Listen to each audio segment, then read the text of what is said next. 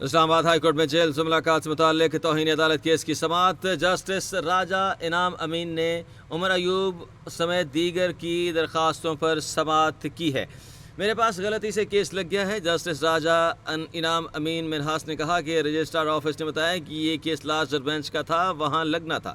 Report عدالت میں آ گئی ہے، یہ کیس غلط طور پر فکس ہوا ہے، جس پر سلمان اکرم راجہ نے کہا کہ کیس کل سماعت کے لیے مقرر کرنے کا بھی لکھ دیں، جس پر انعام امین منہاس نے ریمارک دیتے ہوئے کہا کہ ضرور میں یہ لکھ دوں گا۔ اپوزیشن لیڈر عمر ایوب کا کہنا تھا کہ 2 پارلیمنٹیرینز آپ کے ساتھ موجود ہیں، آج کے لیے یہ کیس چیف جسٹس کو بھیج دیں گے، میں آرڈر کر دیتا ہوں۔ عمر ایوب نے کہا کہ اس وقت نیشنل سیکیورٹی کا ایشو بنا ہوا ہے، ایک شخص جیل میں بیٹھا ہوا ہے جس کی آواز پاکستان میں سنی جاتی ہے۔ پی ٹی آئی کے وکلاء کی آج ہی کیس لارجر بینچ کو بھیجنے کی استدعا کی ہے، جس پر جسٹس انعام امین منہاس نے کہا کہ میں آرڈر کرتا ہوں، آپ خود ہی دیکھ لینا۔ اسلام آباد ہائی کورٹ میں جیل ملاقات سے متعلق توہین عدالت کیس کے حوالے سے شاہ زیب ملک مزید اپڈیٹ کریں گے۔ شاہ زیب ملک مزید اپڈیٹ کیجیے گا۔ دیکھیں، اسلام آباد ہائی کورٹ میں ڈیا جیل میں ملاقاتوں کے حوالے سے توہین عدالت کیس کے حوالے سے وقت کے بعد دوبارہ سماعت ہوئی، جس سے راجہ انعام امین منہاس نے جو ہے کیس کی سماعت کی۔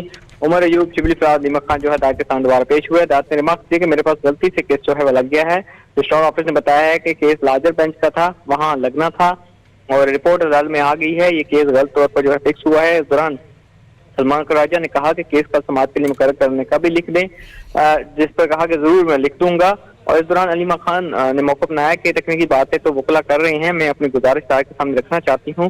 جیل انتظامیہ آپ کی کورٹ کے آرڈر کا جو ہے وہ کچھ نہیں سمجھتی ہے، 5 ہفتے سے ہمیں بانی پی ٹی آئی سے ملاقات نہیں کرنے دی جا رہی ہے، عدالت کی توہین ہو رہی ہے، ہم کورٹ کے آرڈرز لے کر جو ہے وڈیلا کے چارج پہ بیٹھ جاتے ہیں۔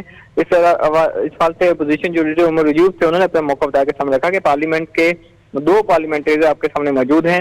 ایک حوالدار کہتا ہے کہ میں کورٹ آرڈر کو نہیں مانتا، حوالدار کہتا ہے کہ میں ایک کرنل کی بات جو ہے وہ مانوں گا۔ اس دوران سلمان راجہ نے موقع بنایا کہ آج کے لیے ہی یہ کیس جو ہے چیف جسٹس کو بھیج دے، جس پر عدالت نے ریمارک دیے کہ میں آرڈر کر دیتا ہوں۔ اور اس دوران عدالت نے کہا کہ پی ٹی آئی کے وکلاء کی آج جو ہے کیس لارجر بینچ کو بھیجنے کی دوبارہ بار جو ہے سماعت میں استدعا کی گئی، جس پر جسٹس امین منہاس نے ریمارک دیے کہ میں آرڈر کر دیتا ہوں، آپ دیکھ لینا۔